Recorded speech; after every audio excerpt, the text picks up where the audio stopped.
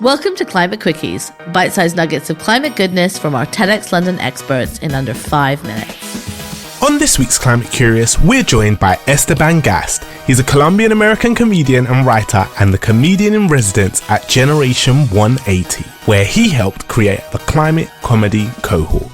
In a Climate Curious first, we're very excited to share that Esteban is very kindly kicking off this episode with a bit of live stand-up from one of his shows. Then, Esteban, Maryam and I chat about how humour is one of the healthiest ways to process climate change and of course help get the word out in a way that's not all about doom and gloom. Over to Esteban. Stay curious. Okay, this blew my mind. I have to tell you about this. I haven't stopped thinking about it. In high school, I did this thing that was like the personal carbon footprint thing. Have you done this? It's like a personal carbon footprint. You do the math to see how much you're polluting. Has anyone done this? Make some noise if you've done this. Perfect. But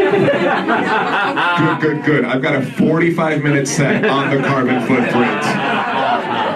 It just, you like they're like, do you drive a car? And if you say yes, they're like, do you pollute? They're like, do you buy water bottles? And I was like, yeah. And they're like, do you pollute? So it's this list that makes you feel guilty. That's the only, I grew up Catholic, so I'm like, guilt, baby, bring it on. I was like adding to it. I was like, I also masturbate. For sure going to hell. So it's this list, and it makes me feel guilty. I did it in high school. I just found out the list was invented and created by BP, the oil company. Oh my God. Isn't that wild? Yeah. Isn't that what BP, known for spilling oil into the ocean, was like, do you drive a car? Whoa, that's bad. And I was like, you're BP. And they're like, you don't use like a water bottle. Have you ever bought a water bottle? And I'm like, yeah. And they're like, BP's like, whoa. It's like if you like went to lunch with your like friend who's clearly an alcoholic and they were like, you're ordering fries, not a salad. And you're like, Jeremy, your marriage is over because you drink too much. Maybe sit this one out, Jeremy. But BP is Jeremy. Is that?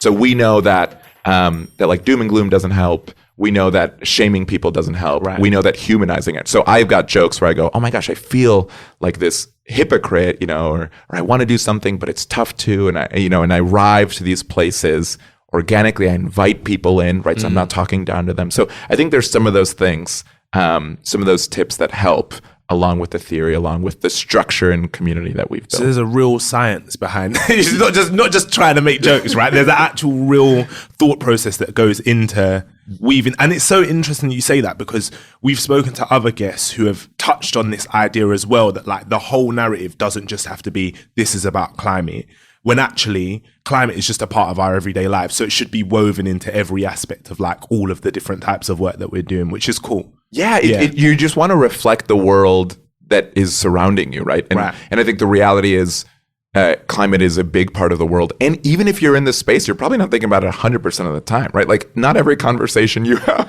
is about that. Most certainly not, no.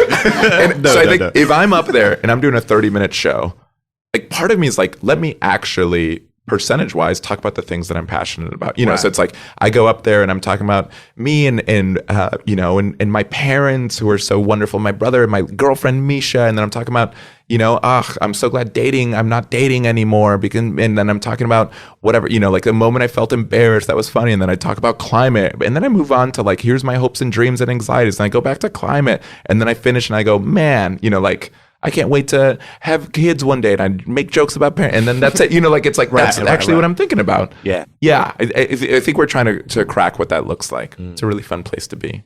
It feels like part of what you're doing here is really going against this feeling narrative that I felt very much in the environment and climate space, that there's one way to talk about things, and we have to, and in order to be taken seriously or to be seen as a serious whatever activist or authority or legitimate, you have to do it a certain way, which, I mean, for me, I just come back to the fact that I'm like, well, if that would have worked, we wouldn't be in this mess anyway. We'd be done. Yeah. Do you know what I mean? Like, I have this thought, because I've worked in NGOs for a long time, and I think that there's just like this moment of reckoning where you have to think, having worked not in climate, but in another sector for a long time, and things have been gotten significantly worse in that world, you think, you got to step back and think, what we're doing isn't working. It's not working, you know?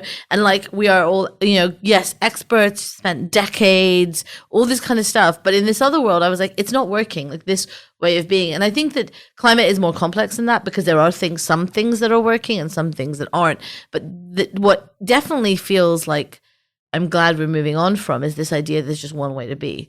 Like, you have to care about the polar bears, and you have to go hiking. I mean, we talked about Maryam this. hates polar bears. I love polar bears all I so heard was much. anti-polar bear slander. That's all. Is this what this is about? That is basically what this is. I don't know if I can agree love- to be on this podcast. I love Just want to polar clarify, bears. I love polar bears. I'm not so in love with hiking. Yeah. Maybe Right, I'll fair, take that. Okay, yeah. But like, you know what I mean? I think we've talked about this, where for a long time it was like, well, this Yeah. isn't for me because I am not this archetype of person. Totally.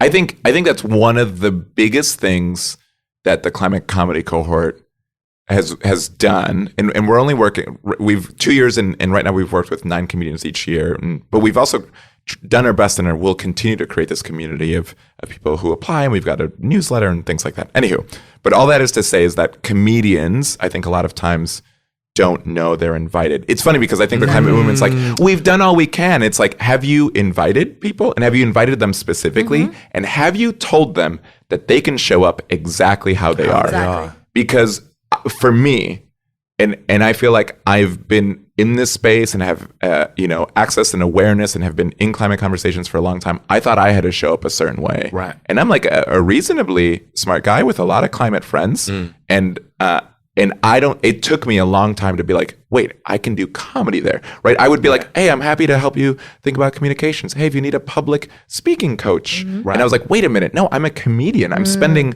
my time doing a comedian. And it took a while for me to be like, oh, I can be a comedian. I can make some jokes here. Yeah. People will like it. Totally. They'll engage. But I think it felt like I was doing it wrong. It felt like I had to be done a certain way. Yeah. So I think the invitation, I think that's for anyone listening.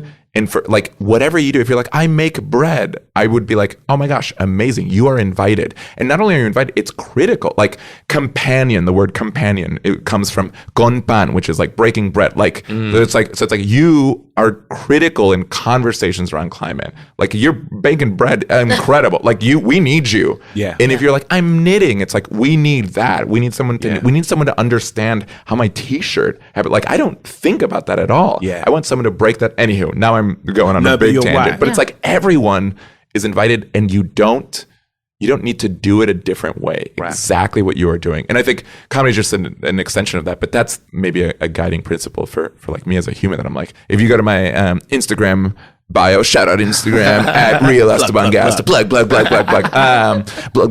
please. Link in bio. Yeah. But my Instagram bio, I rarely go on Instagram. This is so embarrassing. Everyone's going to go there and they'll be like, you haven't posted in months. What is this? But I will now. But it says everyone's invited. And I think that's like the theme of the theme of the life I want to live, and the things that have sort of clarified climate movement. And also I'm like, everyone's invited. So it's so crucial to like actually in practice, like break down at its core that necessity to code switch. Like, it's almost inherent, right? Like, even when you try not to do it, you still find yourself doing it, which is like such an interesting dynamic. You messaged me and you said, do I have to wear business casual? Yeah, again. And it just stuck in my mind this idea that like the ridiculousness of saying, oh, you're coming to this climate event, this is how you have to dress. Can you imagine? There's no necessity. It makes no difference. They're like, hey, this is the most urgent problem. It's an existential threat. Wear a suit, please. You can only be invited if you wear a suit. Yeah. Is an unbelievable. It's an unbelievable premise. Yeah. And totally. It's just like one example for me of how we exclude people, not being able to use the language, not looking a certain way, not having a certain set of experiences or commonalities. Thanks for listening to this quickie. This episode was created by our superstar podcast team at TEDxLondon. Until next time, Stay curious.